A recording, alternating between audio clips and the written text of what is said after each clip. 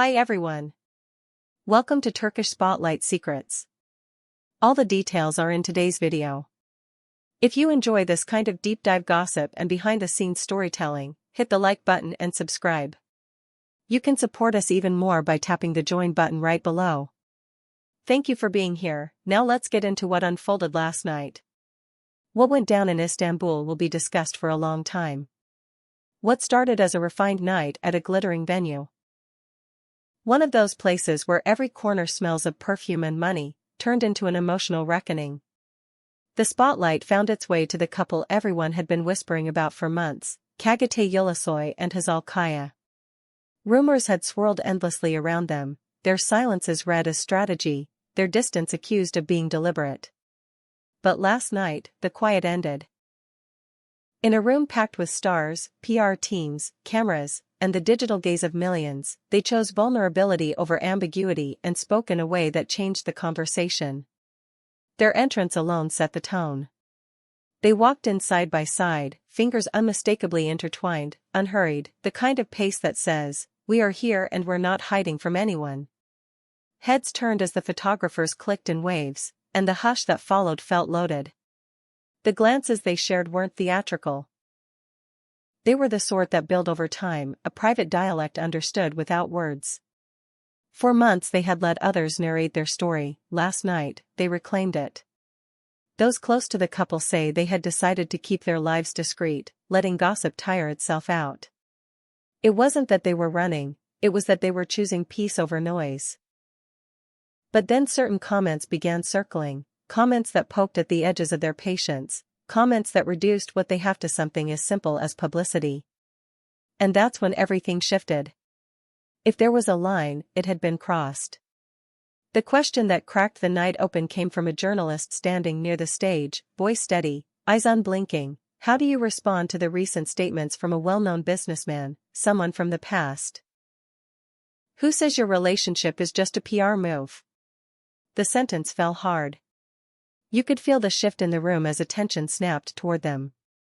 Hazal's smile softened and then faded, replaced by focus and steel. She took her time before answering, as if considering every word carefully but refusing to retreat a single step. When she spoke, her voice was calm yet unwavering.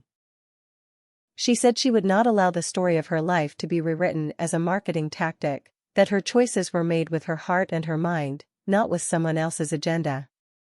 What she feels, she said, is hers, no one's leverage, no one's trick. To reduce the person she loves to a media prop is not only wrong, but insulting. The room felt suddenly smaller, like her words had sealed the windows and locked the doors. For a few seconds, no one even lifted a camera. There was a hush that arrives only when truth catches people off guard. It was one of those moments when an actress, known for precision and craft, lets a rawer side appear. You could sense how long she'd waited to say it. The energy shifted. Last night wasn't going to be another staged gala. It was going to mean something. Seeing the weight of the moment on Hazal's shoulders, Kagate stepped in without hesitation. He reached for the microphone and stood in that protective way he has. Not blocking her, not overshadowing her, but standing with her. He began by admitting that their silence had been a choice, not to deceive anyone, but to keep their peace. He spoke about how people fill the gaps in silence with whatever stories are easiest, the convenient rumors, the easy labels. He said their relationship didn't grow out of calculation. It began when both of them were fragile, when timing was imperfect, and when there were no cameras or headlines to flirt with. He had little respect left, he added, for anyone who dismissed that vulnerability as some kind of campaign. He went on, more openly than anyone expected. He said the past is a place that deserves respect, not a knuckle to strike at someone's present. When people fish through old chapters to damage what is happening now, they cross a line. Then he said the sentence that burst through the room and out into the digital world in seconds: they would not let their names be turned into bait. Within minutes, that phrase was being typed, quoted, edited into graphics, and looped across feeds. Some called it a clapback, others called it a promise. But everyone heard it. Hazal spoke again, her tone steady but unshakable. She said she had never been anyone's shadow and never would be. She reminded the room that she built a career brick by brick, that she is where she is because she's stubborn about her craft and relentless about work. If she is with someone, it's because it feels right, not because it sells. Anyone who reduces her to a caricature, someone chasing spotlight through romance, fails to see the person behind the headlines. And she wasn't going to let that pass politely anymore. Their body language told its own story. Little gestures whispered louder than speeches, a thumb traced over knuckles, a shoulder leaned in, laughter, small and real, appearing at the edges of tense moments. Even cynics grew quiet watching them. Evidence, sometimes, is not loud. It's the way two people relax when they forget about the room. Then the whispers began. People seated near them said the couple had been hit hard by the whispers of the last few weeks. The rumor mill was relentless, a narrative pushed in private corners that what they share was a staged storyline, a neat trick for attention. Meanwhile, on his side, some friends had asked why he kept quiet when taking the gloves off might have been simpler. He chose to wait, several guests insisted, until it felt like her dignity was being stepped on. The minute it stopped being gossip and started being a violation, he decided to speak. From there, the tone of the night transformed. It wasn't just about being seen together, it was about choosing to be seen together, no blurred lines. They posed for photos without sidestepping each other, exchanged gentle touches they didn't hide, and spoke without coded language.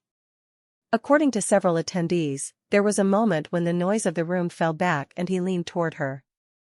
He said, quietly but with a certainty that felt like a vow, that whatever comes, they stand as one, and they won't pretend otherwise. People close enough to catch it said she blinked in that way she does when emotion strikes and can't be disguised. The questions continued as they moved toward the exit. One reporter called out what everyone wanted on record, "Are you officially acknowledging your relationship?" He didn't flinch. He said they had never been hiding, they had simply chosen not to narrate their lives for others. Now, he added, the truth of it was visible. She followed up with a soft smile and said they are happy, and that is the part that matters. Online platforms exploded almost instantly. Some users cheered, claiming the sincerity was unmistakable. Others, predictably, clung to the narrative that the love story is conveniently timed. But no matter the angle of the commentary, what no one could deny was how fiercely they defended what they share. There was no stammering, no hedging, just a pair of public figures putting a line in the sand. The question now hanging over the tabloids, what will that businessman do? Clarify his words? Double down? Disappear from the conversation to let it cool? Editors are waiting, drafts are being prepared, and producers are balancing segments to make room for whatever comes next.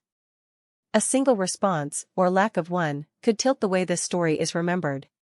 What seems certain is that last night marked a shift. Whether you cheer them or critique them, the image of them walking out together, unmasked, unbothered by the whispers, unapologetic about how they feel, will linger. These are the moments that etch themselves into the memory of the entertainment world, not because they're flawless, but because they carry risk. A hand held in public can sometimes be an act of rebellion. So where do they go from here? Those who know them say they will keep doing what they did last night, choosing quiet over chaos unless dignity demands otherwise. The reactions will keep coming. Screenshots will fly. Opinions will polarize. Yet there was something about their certainty. Soft but immovable, that suggests they'll be fine. Maybe not untouchable, but unbroken. And now, Turkish Spotlight Secrets family, we want to hear you. Did you think Kagate did the right thing by answering that blunt question so directly? Were Hazal's words strong enough to shut down the narrative that has been thrown at them? Do you think the criticism has substance, or is it simply a grab for attention wrapped in a familiar disguise? Which couple should we break down next time?